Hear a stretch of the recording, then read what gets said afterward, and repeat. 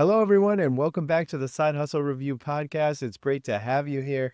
If you have not listened before, I just want to preface this with letting you know that this is one of the most rawest, most unedited podcasts you'll ever listen to because I'm squeezing it into my free time when I have a full-time job, a dad with 2 kids, and let me tell you, it's rough right now. I have 2 sick little kids. So I am going through every single one of these side hustles, breaking them down, letting you guys know what's fact, what's fiction. But this episode is amazing because it's all about you. I am so lucky enough to have actual people submitting questions to me. I know there are tons of podcasts out there that are just getting started like me that wish they had fans that were submitting questions. So I feel so thankful to have people submitting questions and that I can answer them. I hope it's helpful. Let me know in the comments what you're thinking about it. I am changing up the style of the podcast a bit. Many people were telling me they really want my personality to show a little bit more, that I seem a little bit scripted in the podcast compared to my social media channels. And I will try that, although I do feel a podcast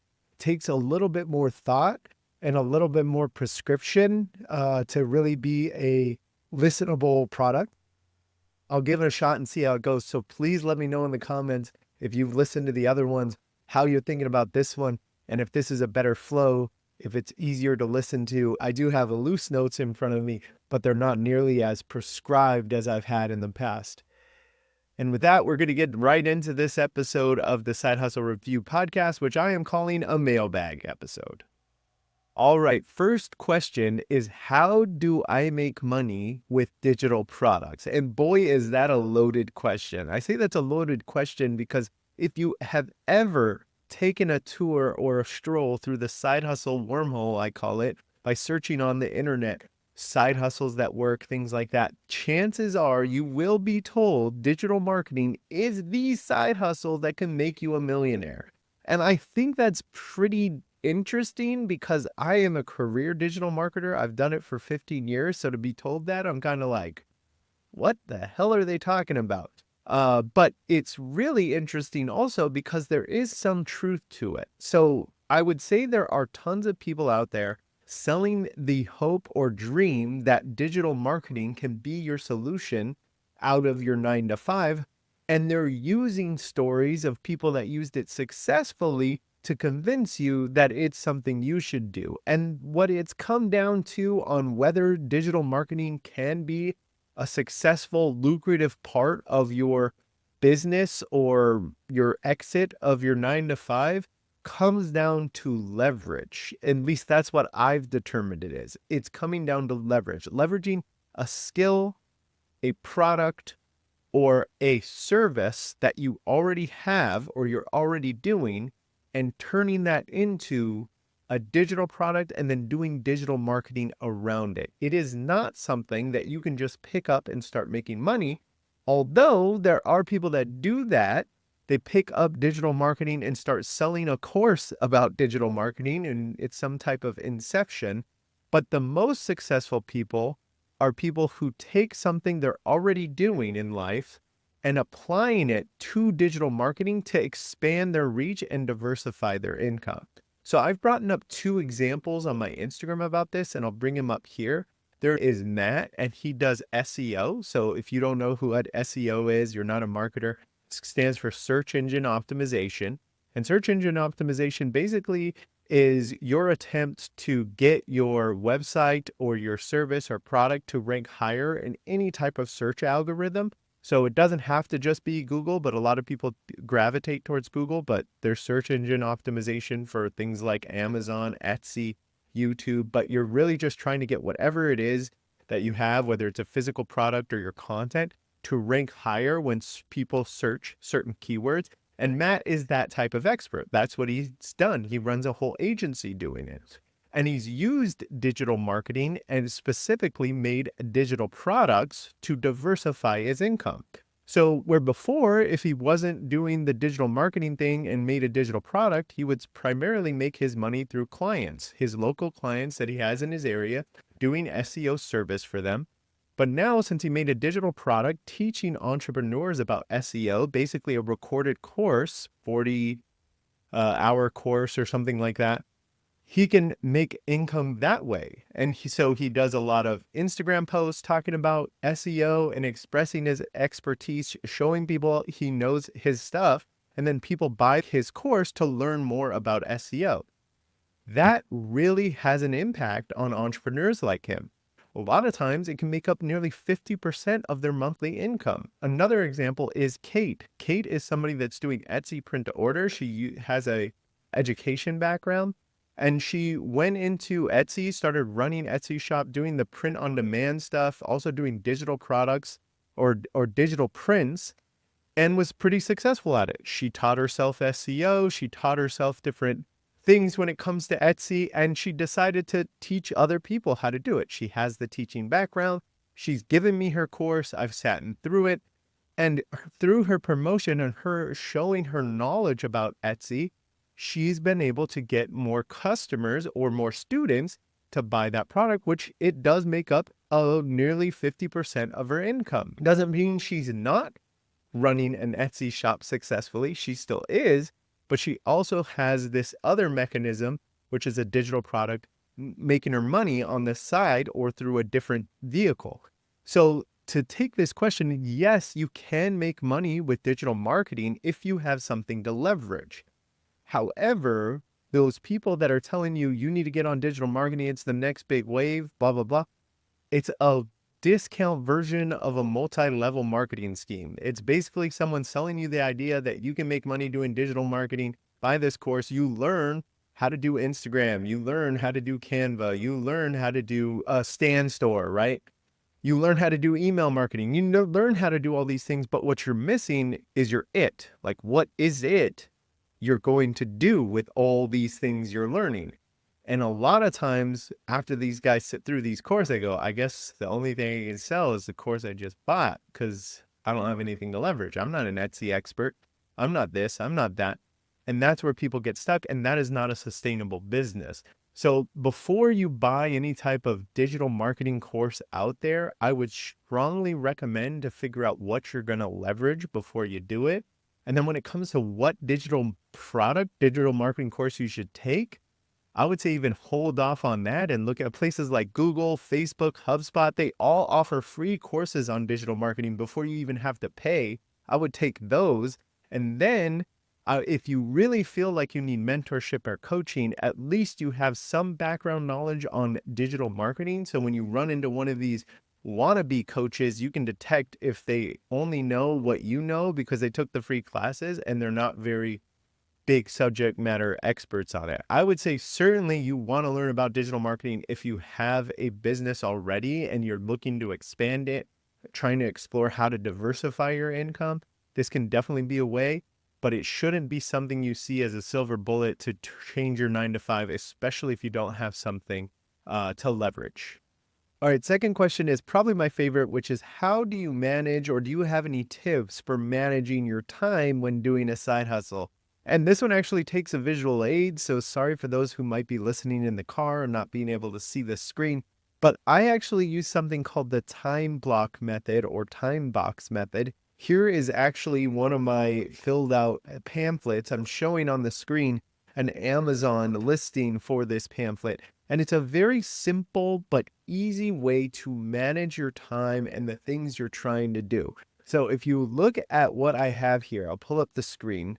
Oh gosh, did a video, of course. All right.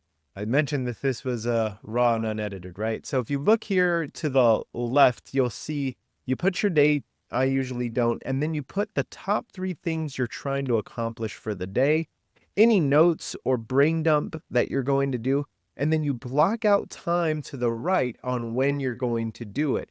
I find that I can put even my personal things like lunch or going to Costco or whatever in this time block method, and it really helps me see and visualize where I can squeeze things in. Now, the other thing that I talk about is when I do set that hour and a half or 2 hours for me to do it, I really push myself to have an output. So this podcast is an example of it. I really push myself to have an output of this podcast. As super flawed it is, it needs to be published. I focus on taking small progressive steps to make sure that I'm producing something rather than sitting in paralysis and not doing anything.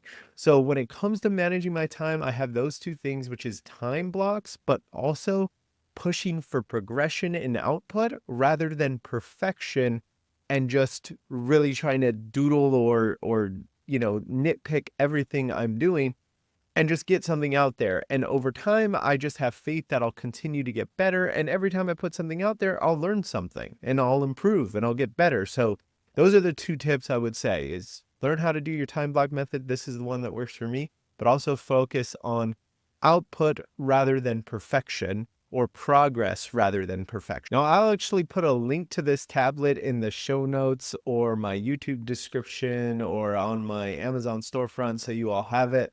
There are plenty of other options, but I really like the tablet because you just rip it off and throw the other one. And the back also has notes, a place where you can take other notes. So that's what I like about this one. All right, third question is, what side hustle has very low startup cost and can be run on the weekends? So this is a very interesting question. There are so many different ways I can answer this. I know many people are looking for like online side hustle answers, but there are your just traditional stuff like yard work or handyman service that can really have minimal upfront cost and something you can do on the weekends. But if you're really looking for specific niches that you can do on the weekends that have very low upfront costs, anything in the party industry, like corporate parties or, you know, 40th birthdays, things like that, you can really have an option there. So I'm not telling you to run a whole photo booth because that has upfront costs, but maybe they need staff. There's also like casino companies, which I did way back in college. Uh, they're basically red casinos where you learn how to deal blackjack or craps, and you're doing it for fake money at different corporate events. Those consistently only have work on Friday and Saturday nights outside of your 9 to 5 job. It was a great side hustle for me for many years. You can also resell stuff, garage sales, thrift stores, flipping things like that. There's also those apps that I talk about, which are like Wag, Rover, Papa Pals, Uber, of course. All these things have very low startup costs that you can do over the weekends. Now, I guess if you need a car and you don't have a car, then the startup cost is not as low as I'm leading them to be. But another is UGC. I've consistently made money through UGC, user generated content. That is something that does have some upfront costs. Sometimes you have to buy the product to get reimbursed later, but it is relatively low. You can do Amazon on-site. Those have very low upfront cost as well. There's also online tutoring. So I talked about Chegg Tutors. You can sign up to be a tutor there. You can also do that at tutors.com. There's a few others. I can list those in the show notes. But there's also Chef, spelt with an S, SHEF. And this is for people in the US that are willing to make homemade meals and sell them to other people in their community. You don't have to deliver it. Chef can take care of that for you. There's a lady that follows me. She told me she makes $700 a week doing this. Now, the key is to have repeat buyers. But those are some of the side hustles that have very low upfront cost that you can do on the weekends. To sum up, I would say really look at things that are done on the weekends, like parties and events, and start to see if you can apply for jobs there. When it comes to online things, pet sitting, some of those other things like property inspection apps. I brought up iView It. Proxy Picks is another one that's similar to that. There's also Field Agent, which is a little bit similar to those, but you're doing secret shopping. That's an online one. All those take you leaving the home. And then if you don't want to leave the home, user-generated content, online tutoring are main ones that you can do. Now, some people may steer you into an online notary business, for instance, which you can do on the weekend. I would say it is a bit competitive. The average someone makes doing notary work is around $23,000 a year. So this could be something you do, but it does have a little bit more startup costs because you do need to get certified. You need to make sure you can be a notary. It's not just something you can do off the street. That's the same with like the medical courier, which there's a lot of gurus out there that are trying to teach you how to be a medical courier, and you don't really need all that, but there are some upfront cost flows. Now, before we move on to the next question, I do want to plug next week's episode, which is about overcoming the fear and imposter syndrome when it comes to starting a side hustle. There's a lot of psychological games that happen. Many side hustlers struggles with doubts, fear, failure, or just feeling like they're not good enough. How do you push through that? I'm in fact dealing with that currently right now. Whenever I do these podcasts, I look feverishly at the listens and go, what am I doing here? Only 40 people. But then I look back the other way. There are some people that just want 40 people. I'm getting questions. I'm doing this. But sharing strategies on how to build your confidence, taking that first step, sprinkle in some anecdotes about my journey, and I'm going to take it and make it relatable as possible for you. So if that sounds interesting, make sure you are liking and subscribing this episode. I'll see you at that one. All right, another question which I feel is loaded. It's the master resale rights question. The question is master resale rights really something I can make a lot of money doing? So if you haven't seen it, if you haven't been in the wormhole, like I mentioned before, there are tons of creators that are out there saying master resale rights is the key. It's a way you can make money, just like that digital marketing pitch. It's the same thing. And what master resale rights is basically you're able to buy a digital product with master resale rights, and that allows you to resell it to other people within some stipulations. Now, a lot of people instantly gravitate towards a MLM here, but what master resale rights does not have, which an MLM does, which is an upline or a downline. So if you buy this course, for instance, just to describe what that means, if you buy this course, this master resale rights course, that person gets the money, but they don't get more money every time you sell it. Where MLM, they are kind of encouraged to bring in and recruit people, and then you get money every time they make money. That's not how these master resale rights things work. But what it is you're buying a course that teaches you about master resale rights, right? It tells you master resale rights is making a digital product and having this clause that people can resell it for, whatever cost you put in there. But what master resales really is just a clause in a terms and condition. It's not a business. It's not a product. It is really just a mode of a contract that allows people to resell a product. So some trickery that goes on is they say, why aren't you doing master resale rights? It's one of the best things you can do, blah, blah, blah. You buy the course and you learn about how to resell courses, how to go find courses that have master resale rights. It can be about Etsy. It can be about making money on Pinterest. You go get those courses and then you start making a bunch of content of why aren't you making money on Pinterest? Buy my $57 cheat sheet about it. But that cheat sheet isn't something you made. It's something with master resale rights, or sometimes it's called PLR, private license rights. Definitely kind of a weird, nuanced niche. I'm giving you a peek behind the curtain of why you see so much side hustle content out there is because there are tons of people teaching you how to do done for you courses. That is what they're talking about. Finding pretty junky courses, by the way. I've bought them. Finding these junky courses, putting a new brand on it, because that's what master resale rights does. So I can change it from, Pinterest baddies to Ryan's Pinterest guide and put my face on it and sell it to you. Although I never created it and I've never made money on Pinterest in my life, I'll just tell you, like, people are making thousands of dollars making money on Pinterest. Buy my course, learn how to do it. And they didn't even create the course. It's just something they bought with master resale rights. So to answer your question, can you make money doing it? Yes. Yes, you can. If you're totally making content about being Pinterest baddie or expert and you're believable, there are people buying it.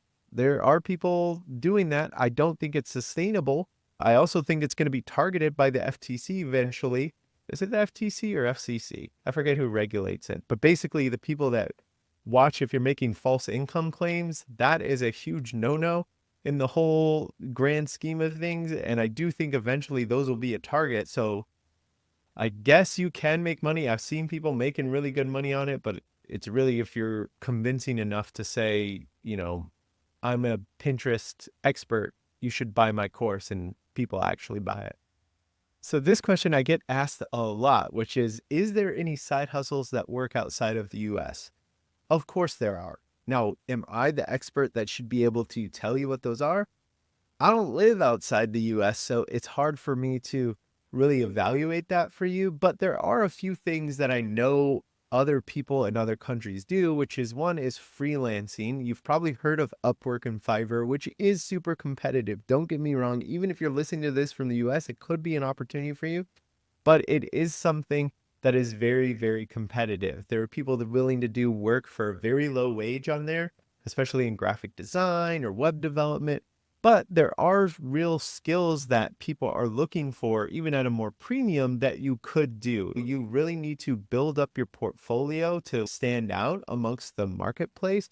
And when they look at your country or things, it can help because maybe your rate can be lower than the others that you're competing against.